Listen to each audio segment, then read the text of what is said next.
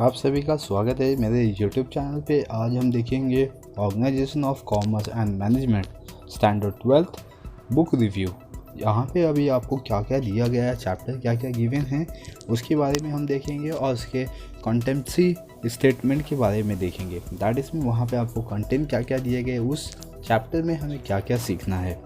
तो अपना main concept वही होगा, बिकॉज यहाँ पे OCM में दैट इज़ में organisation of commerce and management में आपको ऐसे बहुत सारे न्यू चैप्टर्स इंक्लूड किए गए as compare to the previous. तो अभी जो 11th से 12th में बच्चे आ रहे हैं तो उनके पास बहुत सारे बेनिफिट है न्यू नॉलेज को गेन करने के लिए। तो आइए हम स्टार्ट करते हैं इंडेक्स से कि बेसिकली आपके OCM में क्या क्या कॉन्सेप्ट गिवन है। तो फर्स्ट चैप्टर यहाँ पे देख सकते हो आप, गिवन है principle of management. Next function of management. Third one entrepreneurship development. Fourth one business service. Fifth one emerging mode of business. Six one social responsibility of business. Seventh one consumer protection. Eight one marketing. तो ये most important आपको chapter given है, because principle of management and function of management ये सबसे most important part होता है। और OCM में दैट इज़ में ऑर्गेनाइजेशन में आप जब भी वर्क करोगे एज अ प्रैक्टिकली, तो वहाँ पे आपको प्रिंसिपल ऑफ मैनेजमेंट और फंक्शन ऑफ मैनेजमेंट का जो कॉन्सेप्ट है ये आपको पता चलेगा। तो मोस्ट ऑफ दी आपको टोटल यहाँ पे 8 चैप्टर गिवन है। उसी 8 चैप्टर के बेस पे हमें ये सीखना है कि OCM बेसिकली है क्या, उसका बेस क्या है, उसका कॉन्सेप्ट क्या है। तो जब हम स्टार्ट करेंगे तो हमें ये सीखना होगा कि इसको हम प्रैक्टिकल लाइफ में यानी कि लॉन्ग टाइम तक हम उसको अपने माइंड में रखें। ओके, अभी आते हैं हम इंडेक्स के रिव्यू पे। अगर आप मेरे चैनल पे पहली बार हो तो मेरे चैनल को सब्सक्राइब कर लीजिए। आते हैं अभी स्टार्ट करते हैं बेसिक कॉन्सेप्ट। हमें चैप्टर में बेसिकली सीखना क्या है। फर्स्ट वन आपको गिवन है प्रिंसिपल ऑफ मैनेजमेंट। तो प्रिंसिपल ऑफ मैनेजमेंट में हमें क्या क्या सीखना है, उसके अंदर आपको कॉन्सेप्ट गिवन है। फर्स्ट वन हमें सीखना है understand meaning and definition of principal of management, यानी कि हमें समझना है कि इसका डेफिनेशन क्या होगा प्रिंसिपल ऑफ मैनेजमेंट का और उसका मीनिंग क्या होगा। नेक्स्ट वन पे आते हैं हम understand the nature and significance of principal of management. ठीक है, ये सब आपके सबसे मोस्ट इम्पॉर्टेंट कॉन्सेप्ट यहाँ पे गिवन है जो आपको इस OCM में सीखना है। Next one understand theory of management. तो हमें थियरी ऑफ मैनेजमेंट को भी सीखना है। ठीक है, बेसिक थियरी ऑफ मैनेजमेंट क्या है, ये बेसिकली आपको का कॉन्सेप्ट क्लियर करेगा कि बेसिकली मैनेजमेंट होता क्या है। Understand Henry Fayol theory of management. ठीक है, जो सबसे मोस्ट इम्पॉर्टेंट यहाँ पे दिया गया है एज एन ऑर्गेनाइजेशन हम बोल सकते हैं। हेनरी फ्योल की थियरी सबसे मोस्ट इम्पॉर्टेंट पार्ट होती है किसी ऑर्गेनाइजेशन ऑफ मैनेजमेंट में। नेक्स्ट वन यहाँ पे गिवन है understand Taylor's scientific management theory in detail. तो FW टेलर इनका फुल फॉर्म है, तो जो नाम है उनका FW Taylor, that is Frederick Winslow Taylor. तो उन्होंने अपनी साइंटिफिक थियरी दिया है मैनेजमेंट के बेस पे। आते हैं अभी सेकेंड चैप्टर यानी कि फंक्शन ऑफ मैनेजमेंट में। यहाँ पे सबसे मोस्ट इम्पॉर्टेंट पार्ट आ जाता है function of management. Understand function of management. Next one understand meaning definition and importance of function of management. ये जो आपको चैप्टर गिवन है ये मोस्ट इम्पॉर्टेंट चैप्टर आपको गिवन है यहाँ पे, ये दो फर्स्ट। ठीक है, आते हैं अभी नेक्स्ट चैप्टर पे। आपको समझना है एंटरप्रेन्योरशिप डेवलपमेंट। एंटरप्रेन्योरशिप डेवलपमेंट में क्या क्या दिया गया, फर्स्ट वन आपको समझना है understand entrepreneur and understand entrepreneurship development. यहाँ पे आपको दो कॉन्सेप्ट दिया गया है, एंटरप्रेन्योर और intrapreneur.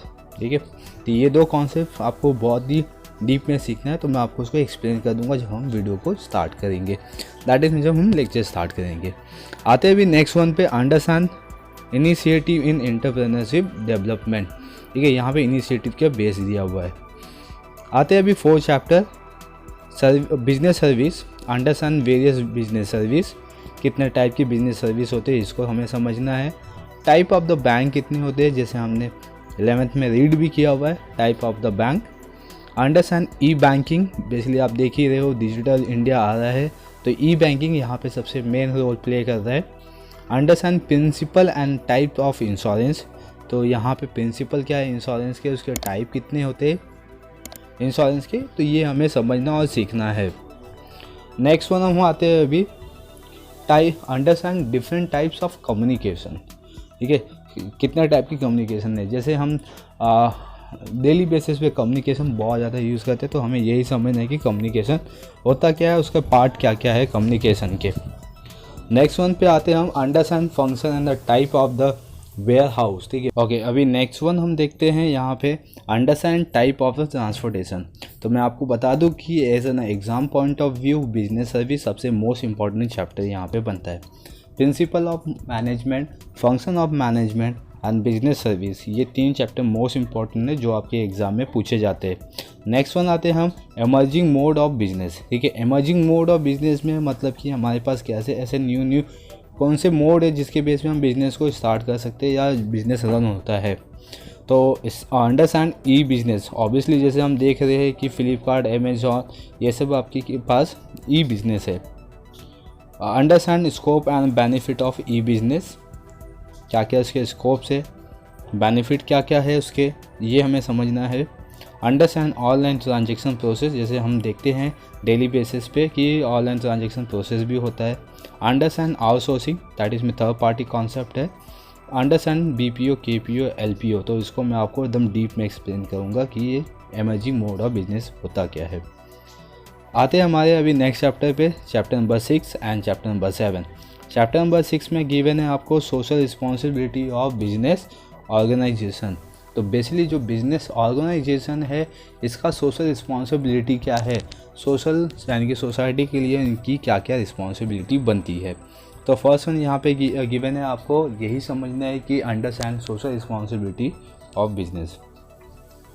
Next one understand social responsibility of business toward different group of society, यानी कि डिफरेंट ग्रुप ऑफ सोसाइटी की उस सोसाइटी में कितने टाइप के ग्रुप है। जैसे कि हम एक नॉर्मल पर्सन जो रहता है वो हो गया, गवर्नमेंट हो गए, यानी कि कंज्यूमर, गवर्नमेंट, ठीक है, ऐसे बहुत सारे टाइप होते हैं इसके अंदर। तो उसको हम जब डीप में सीखेंगे तो हम देखेंगे टोटल आपके पास 7 से 8 टाइप है। अंडरस्टैंड प्रोटेक्शन ऑफ इन्वायरमेंट, जैसे हम देखते हैं कि इन्वायरमेंट भी कभी कभी इफेक्टेड हो जाता है बिजनेस के बेस पे, पॉपुलेशन ज़्यादा हो जाता है, पोल्यूशन ज़्यादा हो जाता है, तो वो सब है। Understand business ethics, understand CSR, तो ये हो गया आपके चैप्टर नंबर 6 का कॉन्सेप्ट। आते हैं भी चैप्टर नंबर 7 के कॉन्सेप्ट पे, हमें इस चैप्टर में क्या क्या समझना है। अंडरस्टैंड कंज्यूमर प्रोटेक्शन, ऑब्वियसली हमें कंज्यूमर को एक राइट मिला हुआ है कि अगर कोई भी गुड्स डिफेक्टिव या कुछ भी होल सेलर या सेलर जब सेल करता है तो वो डिफेक्टिव ना रहे और किसी की हेल्प पे ना आए। Understand importance of the consumer protection, understand rights of the consumer, understand responsibility of consumer, understand consumer redressal mechanism and understand the NGO। तो ये आपके पास हो गए चैप्टर नंबर 7 में।